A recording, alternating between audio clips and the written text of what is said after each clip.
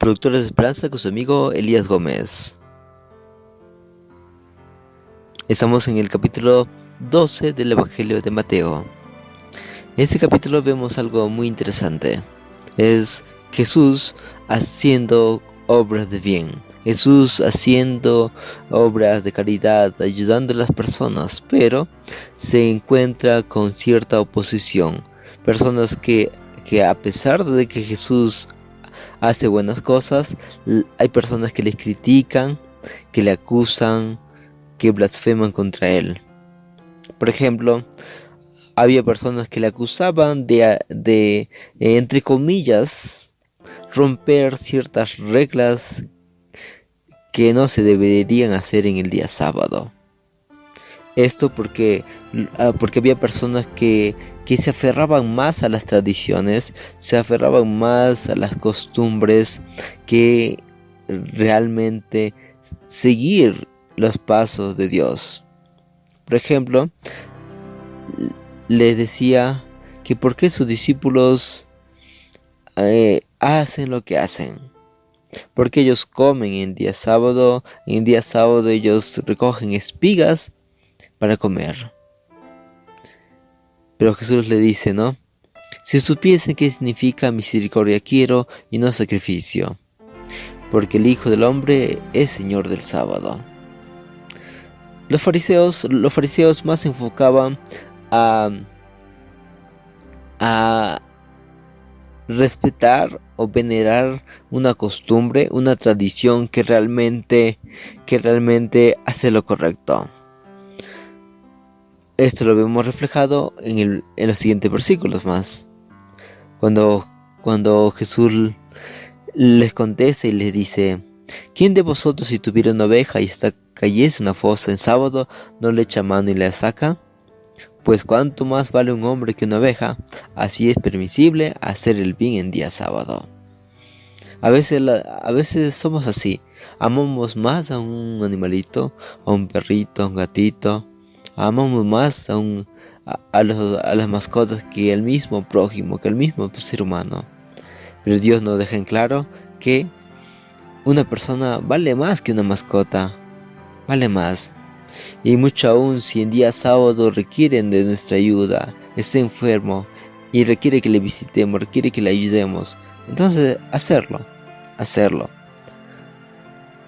Luego, en el versículo 16 dice: y Jesús y él les encargaba enérgicamente a la población que no lo descubriesen, que no lo dijeran, que no lo proclamaran. ¿Por qué? Porque Jesús no quería que su ministerio se enfocara en la fama. Porque de esa manera el ministerio de Jesús habría de ser interrumpido.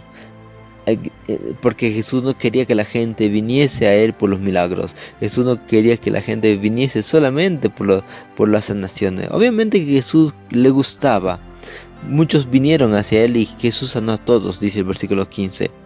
Pero Jesús quería, sobre todo, sanarles del mayor peligro, de la mayor enfermedad que es el pecado. El versículo 21 por eso dice así: y en su nombre las naciones pongan su esperanza. En él pongan su esperanza. Y luego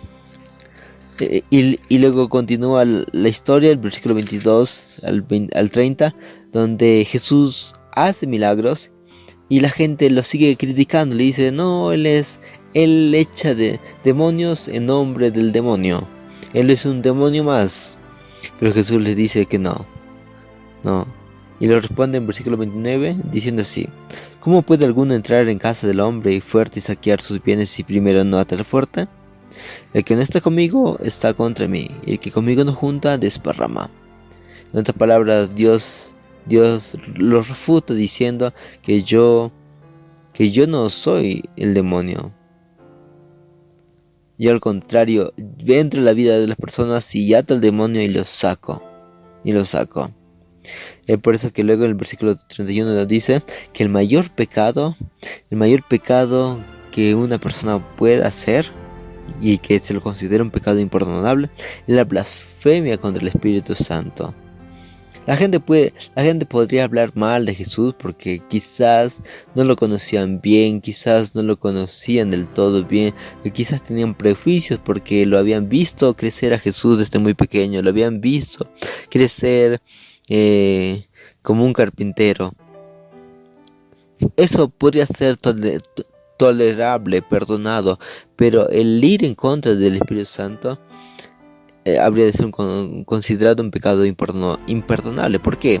¿Qué significa blasfemar contra el Espíritu Santo? Significa rechazar toda obra divina que el Espíritu Santo hace aquí en la tierra, hace con la humanidad y sobre todo hace en tu vida.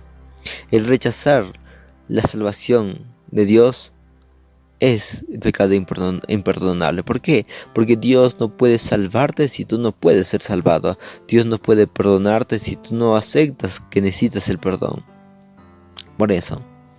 Y luego el versículo 33 al 37, Dios dice, ¿no? Que tengamos cuidado de nuestras palabras, de nuestras acciones, que tengamos cuidado de lo que nosotros expresamos, porque de la abundancia del corazón habla la boca.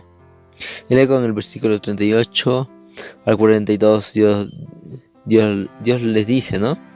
Que no hay mejor señal que para esos tiempos que la misma resurrección del Hijo del Hombre, que la misma resurrección de Cristo Jesús. Porque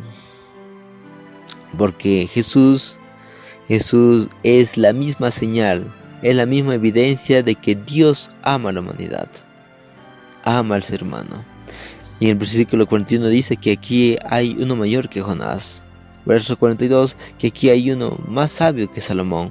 Es decir, que Jesús sobrepasa a todos los demás profetas anteriores y posteriores, que Jesús es la señal principal, la cumbre de todo el Evangelio. Y luego una vez más, el versículo 43 al 45, Jesús vuelve a hablar el tema de los demonios. Y dice que si una persona está bien, pero se mantiene así conformista, el demonio vuelve y su vida se torna peor que la anterior. Por lo tanto, debemos no conformarnos, sino crecer, avanzar, como dice el versículo 50, hacer la voluntad del Padre Celestial. Porque si hacemos la voluntad del Padre Celestial, entonces creceremos en el Evangelio, avanzaremos y seremos hermanos del reino de los cielos. Aquí de todo esto podemos sacar muchas lecciones, pero las principales son que 1.